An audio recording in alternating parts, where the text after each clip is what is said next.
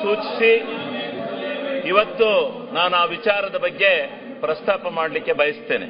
ಎಲ್ಲ ಇಯರ್ಫೋನ್ ಹಾಕಿ ಅರ್ಷದ್. ಇವತ್ತು ಯಾಸಿರ್ ಪಠಾಣ್ ಕರ್ನಾಟಕ ಇವತ್ತು ಏನು ಹಿಂದೆ ಮಹಾತ್ಮ ಗಾಂಧೀಜಿ ನರೇಗಾ ಯೋಜನೆ ಉದ್ಯೋಗ ಖಾತ್ರಿ ಯೋಜನೆ ಇತ್ತು, ಇದನ್ನ ಬದಲಾಯಿಸಿರ್ತಕ್ಕಂಥ ಈ ಕೇಂದ್ರ ಸರ್ಕಾರದ ನಿಲುವನ್ನ ನಾನು ಖಂಡವಾಗಿ ಅದನ್ನು ವಿರೋಧಿಸ್ತೇನೆ. ಕಾರಣ ಏನು ಅಂದ್ರೆ ಇವತ್ತು ಈ ಒಂದು ಪ್ರಜಾಪ್ರಭುತ್ವ ಒಕ್ಕೂಟ ವ್ಯವಸ್ಥೆನಲ್ಲಿ ಕೇಂದ್ರ ಮತ್ತು ರಾಜ್ಯ ಸರ್ಕಾರಗಳು ಒಂದಾಗಿ ಬಾಳಬೇಕಾಗುತ್ತೆ. ವಿರೋಧ ಇರಬಹುದು, ಪರ ಕೊಪ್ರಿ ಬೆಂಬಲ ಬೆಲೆಗೆ ಧರಣಿ ಮಾಡಿದೆ ನಾನು. ಬೆಂಬಲ ಬೆಲೆ ಕೊಡ್ಸಕ್ಕೆ ನಿನಗೆ ಎಲ್ಲಿ? ಅಲ್ಲೆಲ್ಲಾರು ಹೋಗು, ಆ ಗುಲ್ಬರ್ಗ ಜಿಲ್ಲೆಯಲ್ಲಿ ಎಂತದ್ದು ನೋಡ್ಕ. ನೀನ್ ಯಾಕೆ ಹಂಗೊಳ್ಳೆ ಕೋಚ್ ಬಡ್ಕತ್ತೀಯ? ಸುಮ್ನಿರು, ಕೋತಿ ಆಟ ಆಡಕ್ ಹೋಗ್ಬೇಡ. ಆಮೇಲೆ ನೀನೇ ನಿಮ್ಮ ಅಪ್ಪ ಕೈ ಕೊಟ್ಟದ್ದೆ, ಇನ್ಯಾರಿಗೂ ಕೊಟ್ಟಿರಲಿಲ್ಲ. ನೀನೇ ಅವನ ನನ್ನ ವಿಚಾರ ಕೇಳಕ್ಕೆ ನಿನಗೆ ಮಾನ ಮರ್ಯಾದೆ ಐತಾ? ನಿನಗೆ ಮಾನ ಮರ್ಯಾದೆ ಐತ? ನಿಂಗೆ ಮಾನ ಮರ್ಯಾದೆ ಇದ್ರೆ ನೀವು ಇವೆಲ್ಲ ಕೂಗಕ್ಕಲ್ಲ. ನಿನ್ಗೇನ್ ಕೂಗ್ತಾ ಇದೆಯಾ ಅದು ಕೂಗು. ಮಾನ ಮರ್ಯಾದೆ ಇದೆಯಾ ನಿಂಗೆ? ಆಗ್ಲೇ ಹೇಳಿದೀನಿ ನಾನು. ನಿನ್ ಯೋಗ್ಯತೆಗೋಷ್ಟು ಬೆಂಕಿ ಹಾಕ. ನೀವೆಲ್ಲ ಪ್ರತಿಭಟನೆ ಮಾಡಕ್ ಬಂದಿದ್ದೀರಂತಿಲ್ಲಿ. ನಾಚಿಕೆ ಆಗ್ಬೇಕು ನಿಮ್ಗೆ.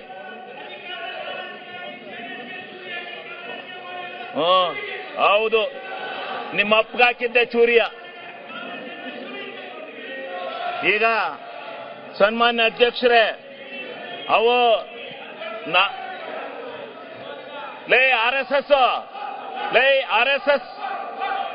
ಆರ್.ಎಸ್.ಎಸ್ ನಿಮ್ ಯೋಗ್ಯತೆ ಬೆಂಕಿ ಹಾಕ. ನಿಮಗೆ ಮಾನ ಮರ್ಯಾದೆಲ್ಲ ಅಯೋಗ್ಯ. ಇದೇನು ಡ್ಯಾನ್ಸ್ ಕುಡಿಯಕ್ ಬಂದಿದ್ದೀರ ಇಲ್ಲಿ? ಅಸೆಂಬ್ಲಿ ಮಾಡ್ಕೊಂಡಿದ್ರ, ಡ್ಯಾನ್ಸ್ ಮಾಡ್ಕೊಂಡಿದ್ದೀರ ನೀವು? ನಿಮ್ಗೆ ಮಾನ ಮರ್ಯಾದೆ? ವಿರೋಧ ಪಕ್ಷದ ನಾಯಕರೇ, ಇದೇನು ಮಿಮಿಕ್ರಿ ಮಾಡಿಸ್ತಾ ಇದೇನ್ರಿ? ವಿರೋಧ ಪಕ್ಷದ ನಾಯಕರೇ, ಇದೇನು ಮಿಮಿಕ್ರಿ ಮಾಡಿಸ್ತಾ ಇದ್ದೀರಾ? ಮಾನ ಮರ್ಯಾದಿಲ್ಲ. ಮರ್ಯಾದೆ ಮಾನ ಇದ್ದಾರೆ ಯಾರು ಈ ರೀತಿ ನಡ್ಕೊಳಕಲ್ಲ. ಇದೇನು ವಿರೋಧ ಪಕ್ಷನ ಇದು?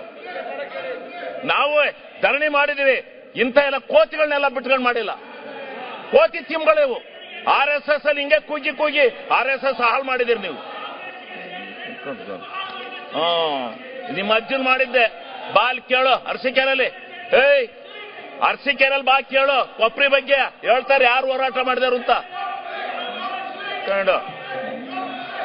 ಸನ್ಮಾನ್ಯ ಅಧ್ಯಕ್ಷರೇ, ಹಿಂಗೆ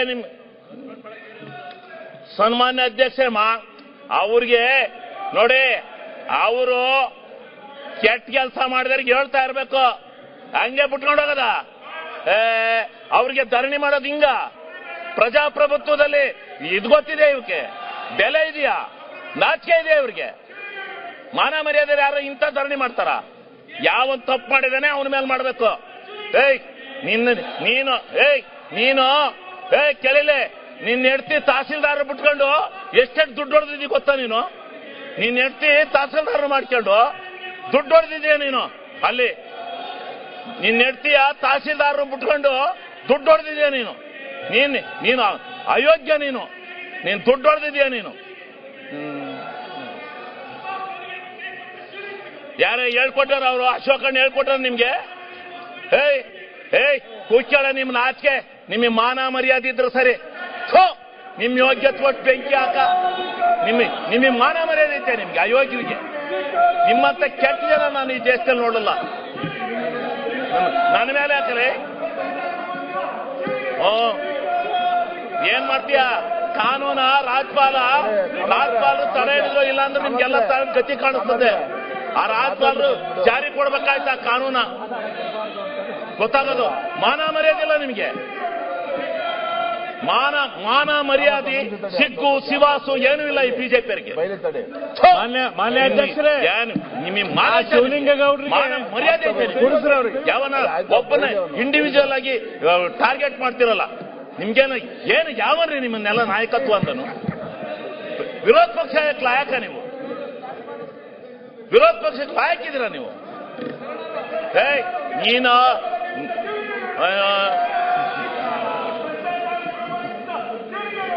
ಕೆಟ್ಟ RSನವರಿಗೆ ಧಿಕ್ಕಾರ.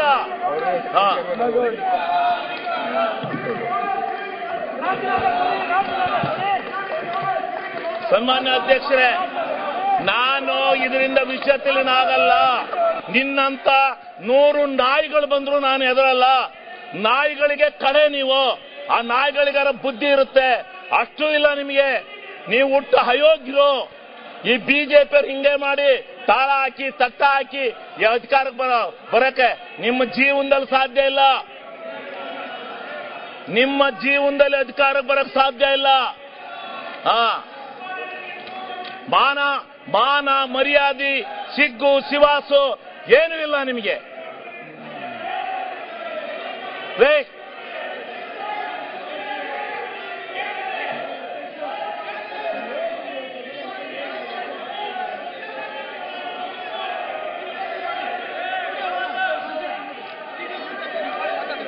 ಈಗ ಸನ್ಮಾನ್ಯ ಅಧ್ಯಕ್ಷರೇ, ನೀವು ಎಂತ ಅಯೋಗ್ಯರು ಅಂತ ಕರ್ನಾಟಕ ರಾಜ್ಯ ಟಿವಿಲೆಲ್ಲ ಹೇಳ್ತಾವ್ರಂತೆ. ಕರ್ನಾಟಕ ರಾಜ್ಯ ಟಿವಿಲೆಲ್ಲ ಬರ್ತಾ ಇದ್ದಾರೆ ಬಿಜೆಪಿ ಅಯೋಗ್ಯರು ಅಂತ. ಅಯೋಗ್ಯರು ಬಿಜೆಪಿ ಅಂತ ಕರ್ನಾಟಕ ರಾಜ್ಯದಲ್ಲಿ ಹೇಳ್ತಾ ಇದ್ದಾರೆ. ಸರಿಯಾಗಿರ್ತಕ್ಕಂಥ ಕ್ರಮ ಅಲ್ಲ. ಮಾಡಬಹುದು. Is a member. How can you target a member? ನೋಡಿ, ನಿಮ್ಮಪ್ಪ ಶಿವಲಿಂಗೇಗೌಡರಿಗೆ ಯಾಕೆ ಹೆಣ್ಣು ಮಾಡ್ತಾ ಇದ್ದೀರಿ ನೀವು? ನಿಮ್ಮಪ್ಪ ಮಾನ್ಯ ಅಧ್ಯಕ್ಷರೇ, ಅಲ್ಲಿ ನಿಮ್ಮ ಅಪೋಸಿಷನ್ ಲೀಡರ್ಗೆ ಹೇಳಿ. ಮಾನ ಮರ್ಯಾದೆ ಇದೆಯಾ ನಿಮ್ಗೆ? ಅಯೋಗ್ಯ.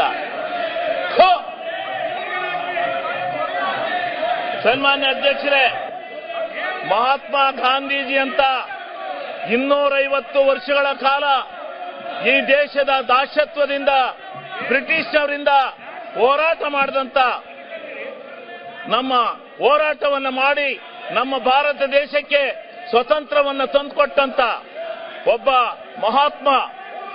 ಮಹಾತ್ಮನನ್ನ ಇವತ್ತು ಮಹಾತ್ಮನ ಹೆಸರಿನಲ್ಲಿ ಇದ್ದಂತ ಒಂದು ಯೋಜನೆಯನ್ನ ಇವತ್ತು ಏಕಾಏಕಿ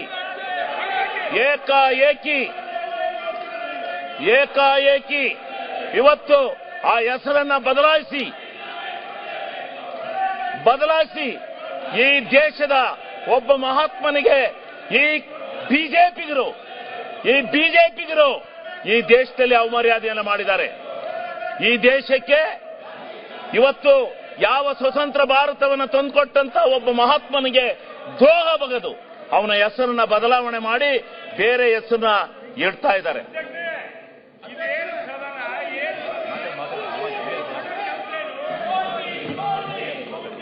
ಇಂಥ ನೋಡಿ, ಹೆಸರನ್ನ ಬದಲಾಯಿಸಿರ್ತಕ್ಕಂಥ ಇವರಿಗೆ ಪ್ರತಿಭಟನೆ ಮಾಡಿ ಇಂಡಿವಿಜುವಲ್ ಯಾಕೆ ನೀವೆಲ್ಲ ಮಾತಾಡ್ಲಿಕ್ಕೆ ಹೋಗ್ತೇನೆ? ಗ್ರಾಮಗಳ ಬೀಡು ಭ್ರಷ್ಟಾಚಾರ ಮಾಡಿ ಹಳ್ಳಿಗಳ ಸ್ವರಾಜ್ಯ ಆಗಬೇಕು, ಗ್ರಾಮ ಸ್ವರಾಜ್ಯ ಆಗಬೇಕು ಅಂತೇಳಿ ಮಹಾತ್ಮ ಗಾಂಧೀಜಿಯವರು ಹೋರಾಟವನ್ನು ಮಾಡಿದರು. ಆ ಕನಸಿನ ಮೇಲೆ ಮನಮೋಹನ್ ಸಿಂಗ್ ರವರು ಕಾನೂನನ್ನ ಜಾರಿಗೆ ತಂದು ಮಹಾತ್ಮ ಗಾಂಧೀಜಿಯವರು ಕಂಡಂತ ಕನಸನ್ನ ಗ್ರಾಮ ಸ್ವರಾಜ್ಯ ಮಾಡಬೇಕು, ಗ್ರಾಮಸ್ಥರ ಕೈಯಲ್ಲಿ ಗ್ರಾಮಗಳ ಕೈಯಲ್ಲಿ ಅಧಿಕಾರವನ್ನು ಕೊಡಬೇಕು, ಅವ್ರ ಕೈಗೆ ಕೈ ತುಂಬ ಹಣವನ್ನು ಕೊಡಬೇಕು, ಯೋಜನೆಗಳನ್ನು ಕೊಡಬೇಕು, ಗ್ರಾಮ ಸ್ವರಾಜ್ಯ ಮಾಡಬೇಕು ಅಂತ ಹೇಳಿ ಮಹಾತ್ಮ ಗಾಂಧೀಜಿಯವರು ಕಂಡಂತ ಕನಸನ್ನ ನನಸು ಮಾಡಿದಂತ ಮನಮೋಹನ್ ಸಿಂಗ್ ರವರ ಆ ಕಾನೂನನ್ನ ಇವತ್ತು ಇಡೀ ಕರ್ನಾಟಕ ರಾಜ್ಯದಲ್ಲಿರ್ತಕ್ಕಂಥ ಭಾರತ ದೇಶದಲ್ಲಿರ್ತಕ್ಕಂಥ ಎಲ್ಲ ಗ್ರಾಮ ಪಂಚಾಯತಿಗಳ ಅಧಿಕಾರವನ್ನ ಸ್ವಾಯತ್ತತೆಯನ್ನು ತೆಗೆದಾಕ್ತಕ್ಕಂಥ ನಿಟ್ಟಿನಲ್ಲಿ ಮಾಡಿರ್ತಕ್ಕಂಥ ಈ ಬಿಜೆಪಿ ಸರ್ಕಾರಕ್ಕೆ ಇವತ್ತು ಇಡೀ ಕರ್ನಾಟಕ ರಾಜ್ಯ ಅಲ್ಲ, ಭಾರತ ದೇಶದಲ್ಲಿ ನೆಕ್ಸ್ಟ್ ಇಡೀ ಜನ ಈ ಬಿಜೆಪಿಯನ್ನು ಕಿತ್ತೊಯ್ಯುತ್ತಾರೆ. ಇವತ್ತು ಮಹಾತ್ಮ ಗಾಂಧೀಜಿಯ ಇಲ್ಲ, ನೀನು ನಿನ್ನ ಹೆಂಡತಿ ತಹಸೀಲ್ದಾರ್ ಬಿಟ್ಕೊಂಡು ದುಡ್ಡು ಹೊಡೆದಲ್ಲ, ಅಲ್ಲಿ ಹೋಗಿ ಹೇಳ್ತಾರೆ ಚಿಂಚೋಳಿಲಿ ಎಷ್ಟೆಷ್ಟು ದುಡ್ಡು ಹೊಡಿತಾ ಇದೀಯ ಅಂತ ನೀನು ತಹಸೀಲ್ದಾರ್ ಬಿಟ್ಕೊಂಡು. ಈಗ ಇವತ್ತು ಈ ಒಂದು ವ್ಯವಸ್ಥೆ ಒಳಗಡೆ ಇವತ್ತು ನಡೀತಾ ಇರ್ತಕ್ಕಂಥ ಈ ಸಂದಿಗ್ಧವಾದಂತ ವಾತಾವರಣದಲ್ಲಿ ಇವತ್ತು ಈ ಒಂದು ಅಧಿಕಾರ, ಈ ಒಂದು ವ್ಯವಸ್ಥೆಯನ್ನ ಹಾಳು ಮಾಡತಕ್ಕಂಥ ದೃಷ್ಟಿನಲ್ಲಿ ಗ್ರಾಮ ಸ್ವರಾಜ್ಯದ ಬದುಕನ್ನ ಇವತ್ತೇನು ಕರ್ನಾಟಕ ರಾಜ್ಯ ಅಲ್ಲ, ಭಾರತ ದೇಶದಲ್ಲಿ ಗ್ರಾಮ ಪಂಚಾಯಿತಿಯ ಸದಸ್ಯರು ನೀವೇನಂದ್ರು ನಾನು ನಿಲ್ಸಲ್ಲ, ನೀವು ಪಡ್ಕೊಂಡ್ರು ನಿಲ್ಸಲ್ಲ, ನಾನು ಭಾಷಣ ಮಾಡ್ತೇನೆ, ಇದು ರೆಕಾರ್ಡ್ ಹೋಗುತ್ತೆ. ನಾನು ಮಾಧ್ಯಮ ಸ್ನೇಹಿತರಿಗೆ ಒಂದು ಮನವಿ ಮಾಡ್ತೀನಿ, ನಾನು ಹೇಳ್ತಕ್ಕಂಥದ್ದು ಸತ್ಯ ಇದ್ರೆ ನಾಳೆ ಬರ್ಗಿರಿ, ಇಲ್ಲ ಅಂದ್ರೆ ಈ ಪೋಲಿಗಳನ್ನ ಈ ಪೋಲಿ ಕೆಲಸ ಮಾಡ್ತಾ ಇರುವಂತ ಈ ಅಶೋಕಣ್ಣ ನಾಯಕತ್ವದಲ್ಲೇ ಇಂಥ ಪೋಲಿ ಕೆಲಸ ಮಾಡ್ತಾ ಇರೋದು ಒಳ್ಳೆ ಕೆಲಸ ಅಲ್ಲ. ನಾನು 20 ವರ್ಷದಿಂದ ಈ ಸದನದಲ್ಲಿದ್ದೇನೆ, ಇಂಥ ಕೆಟ್ಟ ಪ್ರವೃತ್ತಿನ ನಾನು ನೋಡಿರ್ಲಿಲ್ಲ. ಯಾರೋ 3 ಜನ, ಒಬ್ಬ RSS ಈ ಮಂಗಳೂರಿನನು, ಇವನು ನನ್ನಲ್ಲಿ ಮಾತಾಡಕ್ಕೆ ಎದ್ರು ಹೇಳ್ತಾನೆ. ಇವನೊಬ್ಬ ಈ ತಹಸೀಲ್ದಾರ್ ಚಿಂಚೋಳಿಲಿ ಅವನ ಹೆಂಡತಿ ಬಿಟ್ಕೊಂಡು ದುಡ್ಡು ಹೊಡ್ಕೊಂಡು ಇಲ್ಲಿ ಬರ್ತಾನೆ. ಇವನು ಭ್ರಷ್ಟರಲ್ಲಿ ಭ್ರಷ್ಟ, ಇವನು ಭ್ರಷ್ಟರಲ್ಲಿ ಭ್ರಷ್ಟ, ಇವನು ಸರ್ಕಾರ, ಇವನು ಭ್ರಷ್ಟ, ಇವನು ಬಂದಿಲ್ಲಿ ಆಟ ಹಾಕಕ್ಕೆ ಬಂದಿದ್ದಾನೆ.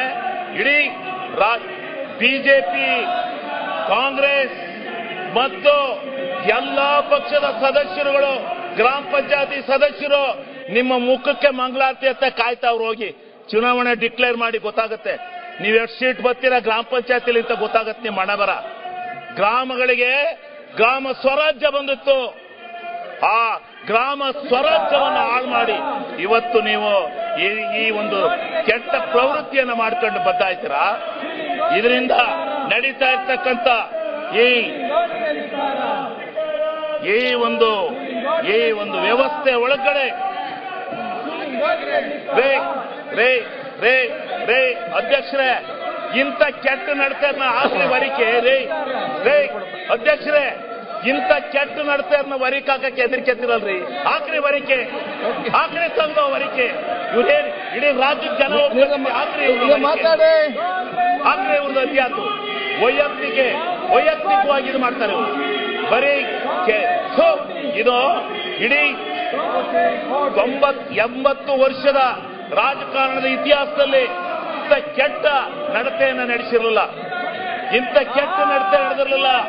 ಮಾಡೋರು ಧರಣಿನ, ನಾವು ಮಾಡಿದ್ದು ಧರಣಿನ, ಅಗೋರಾತ್ರ ಮನಗಿದ್ದು, ಇಂಥ ಅಯೋಗ್ಯ ಕೆಲಸ ಮಾಡಿರ್ಲಿಲ್ಲ ಯಾರು. ಇಂಥ ಕೆಟ್ಟ ನಾನು ಪ್ರಜಾಪ್ರಭುತ್ವ, ನಾನು ಯಾವ ಪಕ್ಷ ನೀನ್ಯಾವನ್ನ ಕೇಳಕ್ಕೆ ಗ್ರಾಮ ಸಭೆಯಲ್ಲಿ ನಿರ್ಣಯ ಆಗ್ತಾ ಇತ್ತು, ಗ್ರಾಮ ಸಭೆಯಲ್ಲಿ ನಿರ್ಣಯ ಆಗ್ತಾ ಇತ್ತು, ಗ್ರಾಮ ಸಭೆಯಲ್ಲಿ ನಿರ್ಣಯ ಆಗ್ತಾ ಇತ್ತು. ಗ್ರಾಮ ಸಭೆಯಲ್ಲಿ ಏನು ಆ ಗ್ರಾಮದ ಆಡಳಿತ, ಆ ಗ್ರಾಮದ ಅಭಿವೃದ್ಧಿ ಕೆಲಸಗಳು, ಅವನ್ನ ನಿರ್ಣಯ ಮಾಡ್ತಕ್ಕಂಥ ಒಂದು ಕಾನೂನನ್ನ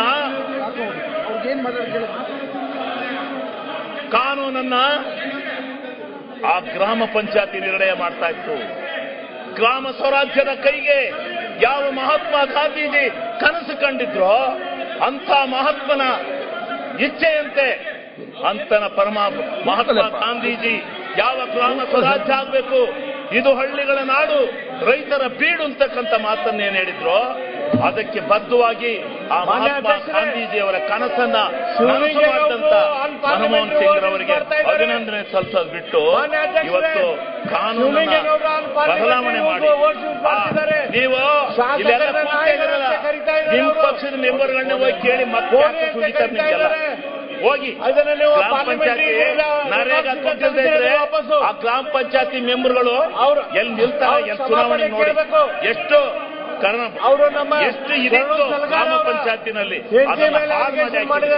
ಹಾಳು ಮಾಡಿ ಇವತ್ತು ಇಂಥ ಒಂದು ಕೆಲಸವನ್ನ ಮಾಡಿದಿರಿ. ಇದನ್ನ ನೀವು ಅರ್ಥ ಮಾಡ್ಕೋಬೇಕು. ಇದು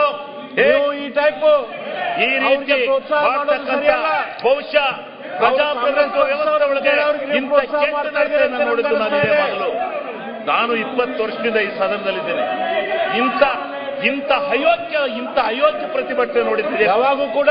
ಇಂಥ ಕೆಟ್ಟ ಪ್ರತಿಭಟನೆ ನೋಡಿದ್ದೆ ಫಸ್ಟ್. ಅಧ್ಯಕ್ಷರ ನೀವು ನಿರ್ವಹಿಸಿಲ್ಲ.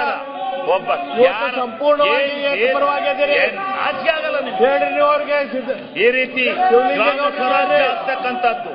ಒಂದು ಗ್ರಾಮ ಪಂಚಾಯತ್ಗೆ 1 ಕೋಟಿಯಿಂದ 5 ಕೋಟಿಯವರೆಗೆ ಹಣ ಹೋಗುದು. ಏನು ಅವರ ಯೋಜನೆ? ಒಬ್ಬ ಅಧ್ಯಕ್ಷ ಬೆಳಿಗ್ಗೆ ಎದ್ದು ಈ ಚರಂಡಿ ಆಗ್ಬೇಕು ಅಂದ್ರೆ ಮಾಡಿ ಅಂತ ಅಧಿಕಾರ ಕೊಡುವಂತ ಅಧಿಕಾರ ಕೊಟ್ಟಿದ್ರು. ಒಂದು ಊರಿಗೆ ದಾರಿ, ಕಾಂಕ್ರೀಟ್ ರಸ್ತೆ ಅವೆಲ್ಲನೂ ಮಾಡ್ಕೊಂಡಿದ್ದಾರೆ. ಎಲ್ಲರೂ ಮಾಡ್ಕೊಂಡಿದ್ದಾರೆ. ನರೇಗಾವನ್ನು ಉಪಯೋಗಿಸಿಕೊಂಡು ಸಾವಿರಾರು ಕೋಟಿ ಕಾಮಗಾರಿಗಳನ್ನು ಮಾಡ್ಕೊಂಡಿದ್ದಾರೆ. ಇಂಥ ಕಾಮಗಾರಿಗಳನ್ನು ಮಾಡ್ಕೊಂಡು ಇವತ್ತು ನೀವು ಅದನ್ನ ವಿರೋಧ ಮಾಡ್ತಿರಲ್ಲ, ನಾಚಿಕೆ ಆಗಲ್ವ ನಿಮ್ಗೆ? ಯಾಕೆ ವಿರೋಧ ಮಾಡ್ತೀರಿ? ಇಂಥ ಒಂದು ಕಾನೂನು ಮತ್ತೆ ಬರಲಿಕ್ಕೆ ಸಾಧ್ಯ? ದಯಮಾಡಿ ನೀವು ಅರ್ಥ ಮಾಡ್ಕೋಬೇಕು ಅಂತಕ್ಕಂಥ ಮಾತನ್ನ ಸನ್ಮಾನ್ಯ ಅಧ್ಯಕ್ಷರೇ ನಾನು ಹೇಳಿ, ಇವತ್ತು ಮುಂದೆ ಈ ಒಂದು ಇವತ್ತು ತಂದಿರ್ತಕ್ಕಂಥ ಕಾನೂನಿನಲ್ಲಿ 40%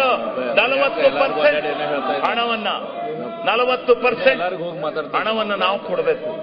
60% ಅವ್ರು ಮಾಡಿದ್ದಾರೆ. 40% ಅನ್ನ ಕರ್ನಾಟಕ ರಾಜ್ಯಕ್ಕೆ ಹೊರೆ ಆಗ್ತಾ ಇದೆ. ಕರ್ನಾಟಕ ರಾಜ್ಯದ ಯಾಕೆ ನಿಮ್ಮ ಹತ್ರ ದುಡ್ಡಿಲ್ವಾ? ನಿಮ್ಮ ಹತ್ರ ದುಡ್ಡಿಲ್ವೇನ್ರಿ? ಯಾಕ್ರಿ ರಾಜ್ಯದಲ್ಲಿ sponsor schemes, central sponsor scheme ಒಂದಾರ ಸಕ್ಸಸ್ ಮಾಡಿದಿರೇನ್ರಿ?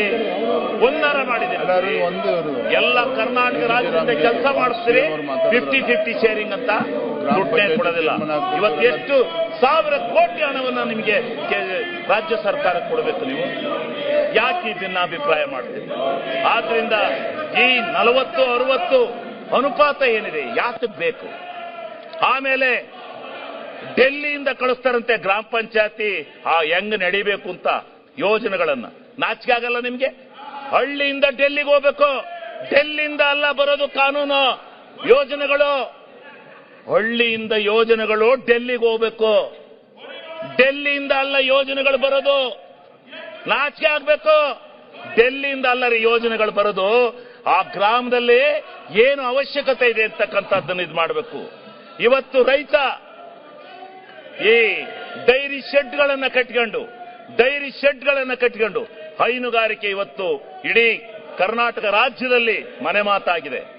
ಇವತ್ತು ರೈತ ಬದುಕಿರ್ತಕ್ಕಂಥದ್ದೇ ಹೈನುಗಾರಿಕೆಯಿಂದ. ಆ ಹೈನುಗಾರಿಕೆಯ ಕೊಟ್ಟಿಗೆ ಮನೆಗಳನ್ನ ಶೆಡ್ಗಳನ್ನ ಕಟ್ಕೊಂಡು 2 ಹಸ ಸಾಕ್ತಾ ಇದ್ದಾನೆ. ಇವತ್ತು 5 ಹಸ 10 ಹಸಿಗೆ ಬಂದಿದ್ದಾನೆ. ಅದರಿಂದ ಎಷ್ಟು ಹಾಲು ಕರಿತಾನೆ, ಸ್ವಾವಲಂಬಿ ಆಗಿದ್ದಾನೆ, ಕಾರ್ನಲ್ಲಿ ತಿರುಗ್ತಾ ಇದ್ದಾನೆ. ಇದಕ್ಕೆ ಸಂತೋಷ ಪಡೋದು ಬಿಟ್ಟು ನೀವು ಸಂತೋಷ ಪಡ್ಬೇಕ್ರಿ. ತನ್ನ ಹೊಲದ ಬದನ ತಾನು ಹಾಕೊಂಡು, ತನ್ನ ಹೊಲದ ಬದವನ್ನ ತಾನು ಮಾಡ್ಕೊಂಡು, ಇಡೀ ಗ್ರಾಮಗಳನ್ನ ಸ್ವಚ್ಛ ಮಾಡ್ಕೊಂಡು, ಗ್ರಾಮಕ್ಕೆ ಕಾಂಕ್ರೀಟ್ ಅನ್ನ, ಪ್ರತಿಯೊಂದು ಸವಲತ್ತನ್ನ, ಅಂಗನವಾಡಿಗಳನ್ನ ಕಟ್ಕೊಂಡು ಇವತ್ತು ಇದರಿಂದ ಎಷ್ಟರ ಮಟ್ಟಿಗೆ ಹೆಸರಾಗಿತ್ತು. ಆ ಗ್ರಾಮ ಸ್ವರಾಜ್ಯವನ್ನ ತೆಗೆದಂತ ಭ್ರಷ್ಟು, ಆ ಗ್ರಾಮ ಸ್ವರಾಜ್ಯವನ್ನ ತೆಗೆದಂತ ಭ್ರಷ್ಟು ಯಾರಾದ್ರೂ ಈ ದೇಶದಲ್ಲಿದ್ರೆ ಅವರು ಬಿಜೆಪಿಯವರು. ಇವತ್ತು ನಾನು ಹೇಳ್ತೇನೆ, ಆ ಶಾಪ ಹಳ್ಳಿ ಗ್ರಾಮದ, ಆ ಗ್ರಾಮಸ್ಥರ ಶಾಪ, ಹಳ್ಳಿ ನಾಡಿನ ಶಾಪ ನಿಮಗೆ ತಟ್ಟುತ್ತೆ. ಒಂದು ದಿವಸ ತಟ್ಟುತ್ತೆ ನಿಮಗೆ. ಇದನ್ನ ಯಾವ ದೃಷ್ಟಿನಲ್ಲಿ ಹಾಳು ಮಾಡಿದಿರೋ, ಈ ದೇಶವನ್ನ ಹಾಳು ಮಾಡಕೊಂಡಿದಿರೋ, ಗ್ರಾಮ ಸ್ವರಾಜ್ಯವನ್ನ ಮಹಾತ್ಮ ಗಾಂಧೀಜಿ ಹೇಳ್ತಾ ಇದ್ರು.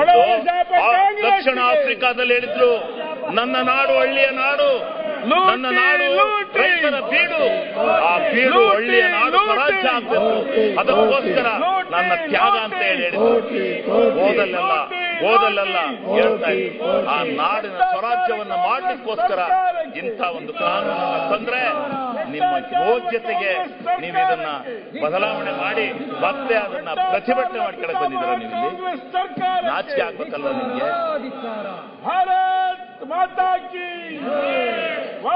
ಏನು ಇಲ್ಲಿ ಒಂದಷ್ಟು ಜನ RSS ನರಿದ್ದಾರೆ.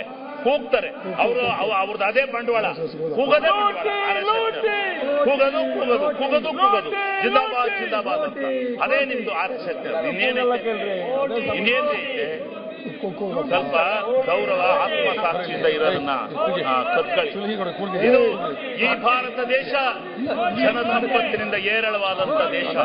ಆ ಭಗವಂತ ಕೊಟ್ಟಿರ್ತಕ್ಕಂಥ ಜನಸಂಪತ್ತು, ಆ ಜನಸಂಪತ್ತಿಗೆ ನಾವು ಕೆಲಸ ಕೊಡಬೇಕು ಅಂತ ಹೋರಾಟವನ್ನ ಮಾಡಿ ಮನಮೋಹನ್ ಸಿಂಗ್ ಹಳ್ಳಿಗೆ ಆಡಳಿತ ತಂದ್ರೆ, ಇಲ್ಲ ನೀವು ಮತ್ತೆ ಡೆಲ್ಲಿ ತಗೊಂಡೋಗ್ತಾ ಇದ್ದೀರಲ್ಲ, ಬಲ್ರಿ ಹಳ್ಳಿ ಕಡಿಕೆ ಬಲ್ರಿ ತೋರಿಸ್ತೀವಿ.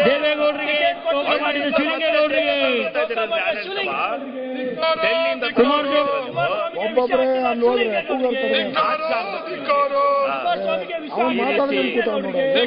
ಹಳ್ಳಿಗಳ ಈ ಸಂಪತ್ತನ್ನ, ಈ ಜನಸಂಪತ್ತನ್ನ ಜವಾಬ್ದಾರಿ ಭಗವಂತನ ಮೇಲೆ. ಆ ಭಗವಂತ ಕೊಟ್ಟಿರ್ತಕ್ಕಂಥ ಆ ಮನಮೋಹನ್ ಸಿಂಗ್ ರವರು ಅವತ್ತು ತೆಗೆದುಕೊಂಡಂತ ನಿರ್ಧಾರ ಈ ಹಳ್ಳಿಯ ಸಂಪತ್ತನ್ನ, ಎಷ್ಟು ಭವಿಷ್ಯವನ್ನ ಉದ್ಧಾರ ಮಾಡಿದೆ ಅಂತಕ್ಕಂಥದ್ದನ್ನ ನೀವು ತಿಳ್ಕೋಬೇಕು ಅಂತಕ್ಕಂಥದ್ದನ್ನ ನಾನು ಈ ಸಂದರ್ಭದಲ್ಲಿ ಹೇಳಿ, ಯಾವ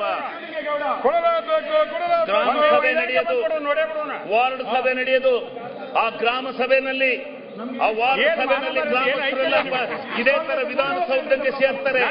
ಅಲ್ಲಿ ಬಂದು ಕೂತ್ಕೊಂಡು ನನ್ನ ಊರಿಗಿಂತದಾಗಬೇಕು ಅಂದ್ರೆ ಅಲ್ಲೇ ಮಂಜೂರಾತಿ ಕೊಡ್ತಕ್ಕಂಥ ಕಾನೂನನ್ನ ಜಾರಿ ತಂದಂತ ಮನಮೋಹನ್ ಸಿಂಗ್ ರವರಿಗೆ ನೀವು ಇವತ್ತು ಅಪಚಾರ ಮಾಡ್ತಾ ಇರ್ತಕ್ಕಂಥದ್ದು ಎಷ್ಟರ ಮಟ್ಟಿಗೆ ಸರಿ? ಇದನ್ನ ಎಷ್ಟೇ ಏನು ವಿರೋಧ ಮಾಡಿ ಎಷ್ಟರ ಮಟ್ಟಿಗೆ ಈ ವ್ಯವಸ್ಥೆಯನ್ನ ಹಾಳು ಮಾಡ್ತಕ್ಕಂಥ ರೀತಿಯಲ್ಲಿ ನೀವು ಕೂಗಿ ನನ್ನೇನಾದ್ರು ಮಾಡಕ್ ಸಾಧ್ಯ ಇಲ್ಲ.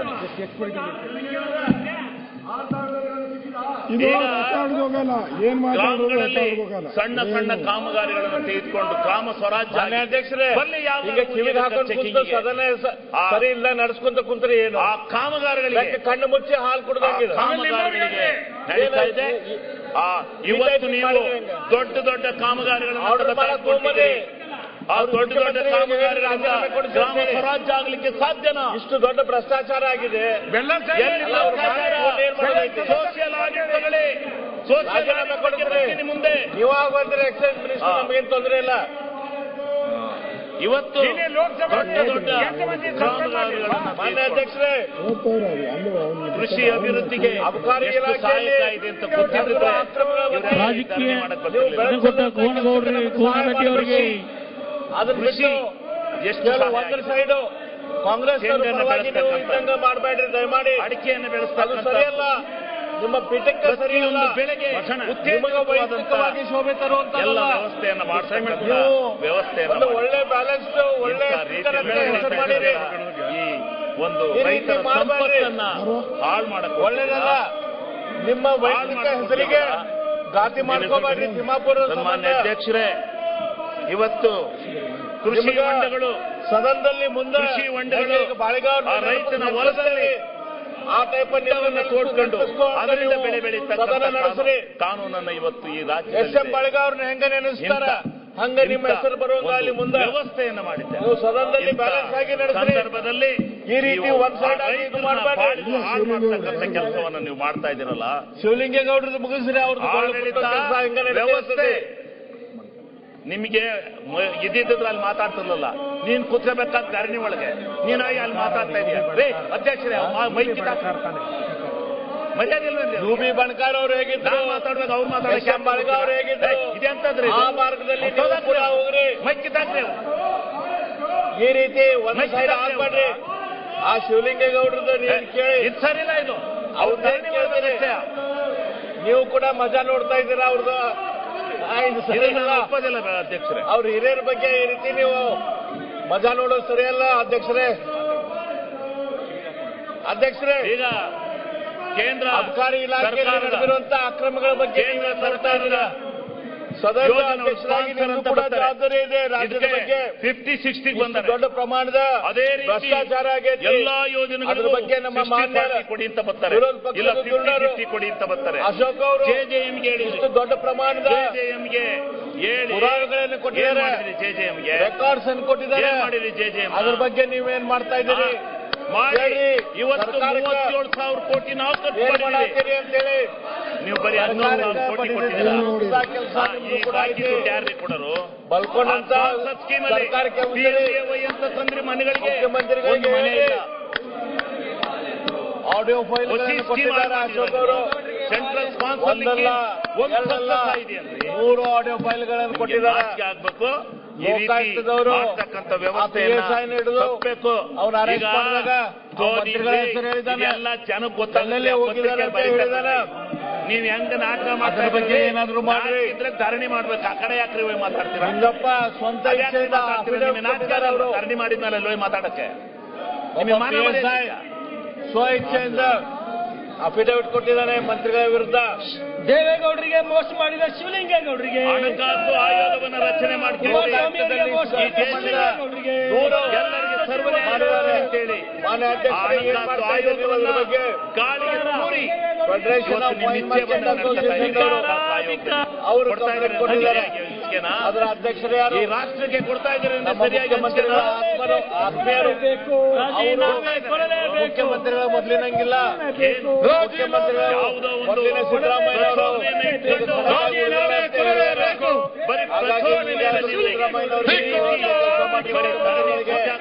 ಚುನಾವಣೆ ಮಾಡಿಕೊಂಡಿದ್ದೀರಾ?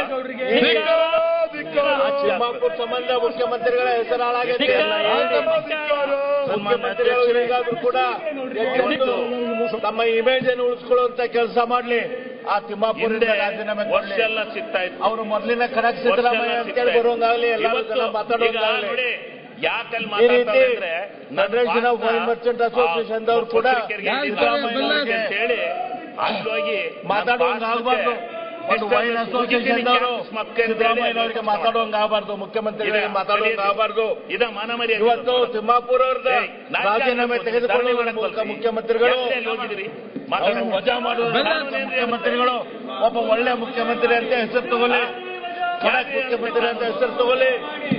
ಹಿಂದೆ ಇವತ್ತು ಲೋಕಾಯುಕ್ತದಲ್ಲಿ ಕಂಪ್ಲೇಂಟ್ ಕೂಡ ರೆಕಾರ್ಡ್ ಇದ್ರು ಕೂಡ ಆ ತಿಮ್ಮಾಪುರನ ರಕ್ಷಣೆ ಮಾಡೋದು ಮುಖ್ಯಮಂತ್ರಿಗಳಿಗೆ ಒಳ್ಳೆ ಇಮೇಜ್ ತಗೊಂಡ್ಬರೋದಿಲ್ಲ.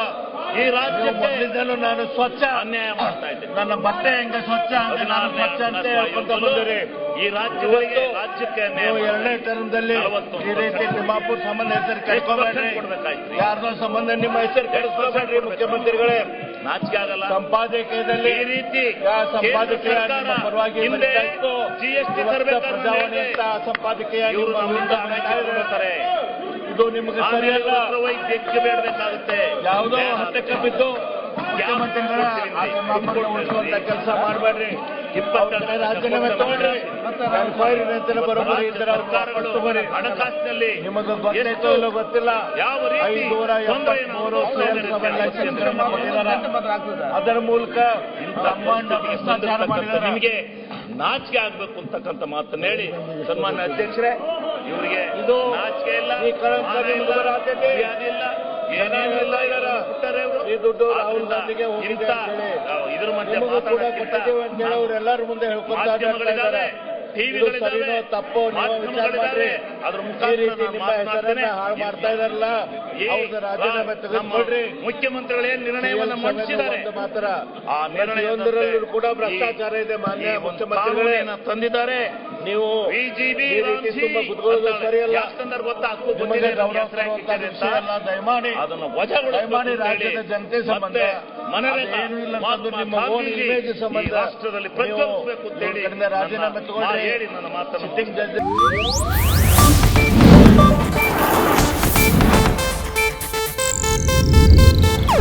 ಇದು ಏಷ್ಯಾನೆಟ್ ನ್ಯೂಸ್ ನೆಟ್ವರ್ಕ್ ಪ್ರಸ್ತುತಿ.